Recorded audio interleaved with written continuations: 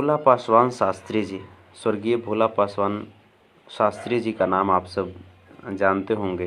बिहार के 3 बार मुख्यमंत्री रहे, 1968, 1969 और 1971 में। 1972 में वे राज्यसभा के सांसद भी चुने गए, यहाँ तक कि सेंट्रल मिनिस्टर भी रहे। 1984 में उनकी देहांत हो गई। आप समझ सकते हैं कि जो 3 बार बिहार का मुख्यमंत्री हो, किसी सूबे का मुख्यमंत्री हो, उसका परिवार और उनके परिवार की आर्थिक स्थिति कैसी रहनी चाहिए, ये आप सब सोच सकते हैं। लेकिन ईमानदारी एक ऐसी बीमारी होती है दोस्त,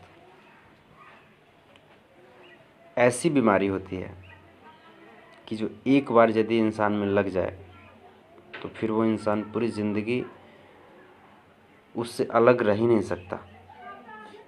और वही बीमारी लग चुकी थी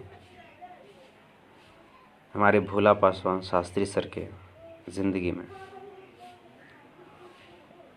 इतने बड़े बड़े पदों पर रहने वाले व्यक्ति जो 3 बार किसी सूबे का मुख्यमंत्री हो, बिहार जैसे अविभाजित बिहार, जिस बिहार में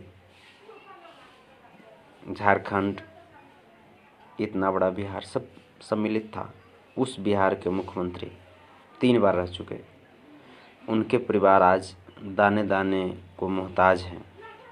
लॉकडाउन में 2 वक्त की भोजन सही तरीके से उन्हें नहीं जुट पा रही है। आप समझ सकते हैं। जिस पंचायत में पूर्णिया के रहने वाले थे, पूर्णिया के बैरगाछी उनका गांव था, आप समझ सकते हैं कि उनकी इस परिवार की दुर्दशा वहाँ के मुखिया, वहाँ के जनप्रतिनिधि को ऐसा तो नहीं है कि उनको पता नहीं होगा। कितना शर्म आता है कि जब एक 3 बार जिसने हमारे बिहार को संभाला पूरी ईमानदारी से, उस व्यक्ति के परिवार को, उनके परिजनों को हम 2 वक्त की भोजन नहीं चला पा रहे हैं। बहुत ही शर्मनाक बात है वहाँ के मुखिया जी के लिए, वहाँ के जितने भी जनप्रतिनिधि हैं और यहाँ तक कि बिहार सरकार के लिए भी। कैसे कोई व्यक्ति ईमानदारी से कार्य करेगा? लॉकडाउन जैसे ही ख़त्म होगी, हम उनके घर जाएंगे,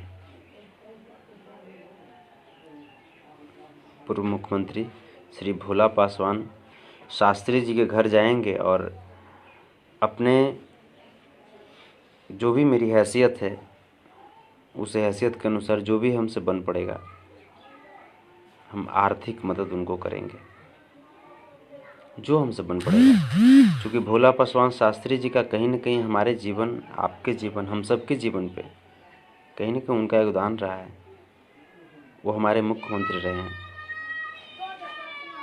वो घर जो आज भूखा सो रहा है, जो आज भूखे पेट रहने को मजबूर है, उस घर ने हमारे सूबे को एक बहुत ही ईमानदार मुख्यमंत्री दिया, हमारे हिंदुस्तान को एक बहुत ही ईमानदार सेंट्रल मिनिस्टर दिया, राज्यसभा सांसद दिया। हमारी जिम्मेवारी है, हम जाएंगे, जैसे ही लॉकडाउन ख़त्म होगा उनके घर हम पहुंचेंगे और जो हमसे बन पड़ेगा,